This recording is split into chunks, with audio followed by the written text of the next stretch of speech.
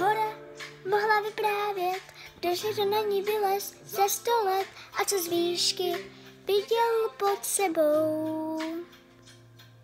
Že byl to jen ráj na pohled, odkud nechceš nikdy nikam jet, neskažený temnou vzpomínkou.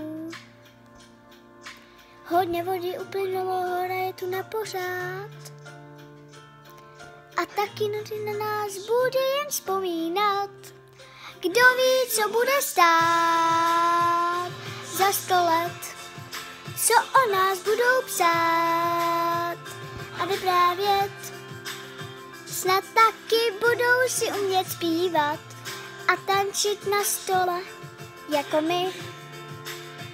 my za 100 let.